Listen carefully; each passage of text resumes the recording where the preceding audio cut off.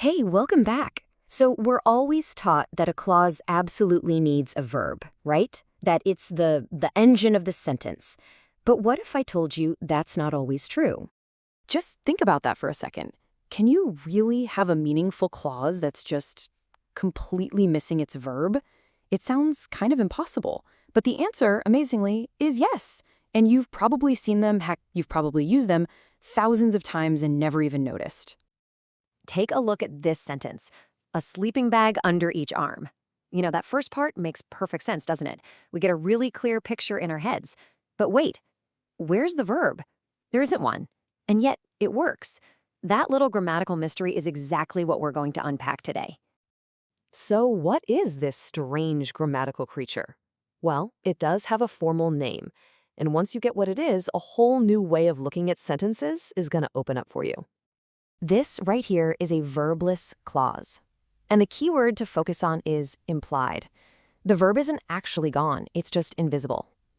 Our brain is so good at this stuff that it automatically fills in the blank, usually with a form of the verb to be, like is, are, or was.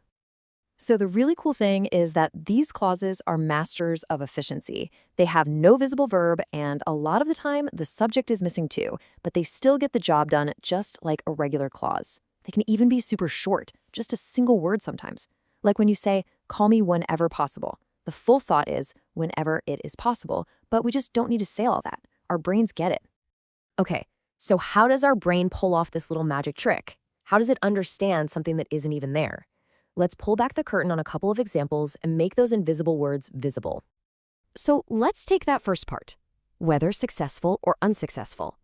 It sets up a condition, right? But it leaves you hanging. Successful or unsuccessful, what? Who are we talking about here?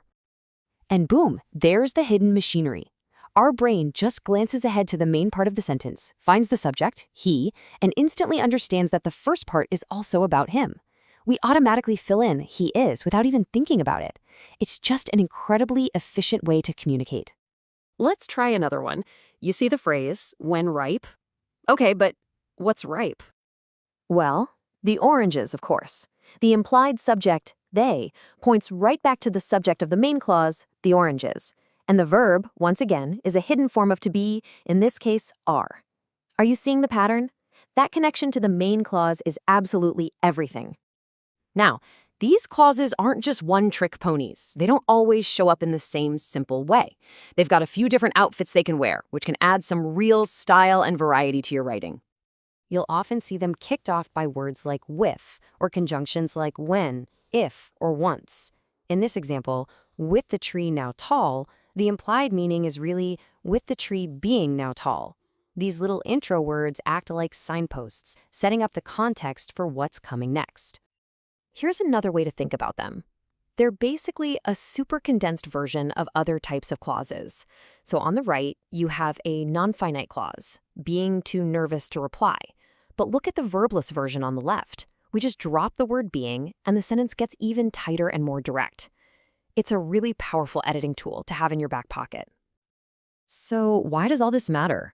Why is it so crucial to understand this rule about the implied subject? Well, because if you get it wrong, you fall into a very common and frankly, often hilarious writing trap. Take a look at this sentence. I mean, it follows the same structure we've been looking at, right? But something has gone very, very wrong here. So if we follow the rules of grammar, the implied subject of that first part has to be the subject of the second part.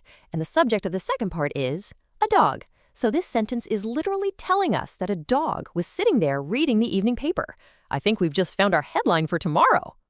This kind of mistake is called a dangling clause. And it happens when that invisible connection between the verbless clause and its subject gets hooked up to the wrong thing. It's an error that can make your sentences confusing or just plain silly, and it can really trip up your reader. All right, you've seen what they are, and you know the trap to avoid. So let's test out your new skills. Time for a quick challenge. I'm going to show you a sentence, and you try to spot the verbless clause. Ready? First one up, read it carefully. Where's the bit in the sentence that's missing both its subject and its verb? And there it is. while in the army. The full implied thought is, of course, while he was in the army. The subject he and the verb was are pulled right from the main clause. Nicely done. Okay, one more. This one kicks off the whole sentence. Can you find the verbless clause here? You got it. It's that whole opening phrase. Not very happy with the results. We totally understand this to mean he was not very happy. The implied subject is he, which correctly links up with the main subject. Perfect. No dangling dogs here. So let's just quickly recap the big ideas here.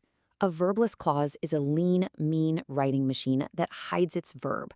The number one rule is to make sure that hidden subject matches the main subject, and you'll completely avoid that dangling clause trap. If you get it right, your writing will be more elegant, more varied, and way more concise. And that's the verbalist clause. It's not a mistake, it's not a broken sentence, it's a seriously sophisticated tool. So the real question is for you. Now that you can spot this hidden structure and you understand how it works, how are you going to use it to add a little more punch and precision to your own work? Thanks for tuning in.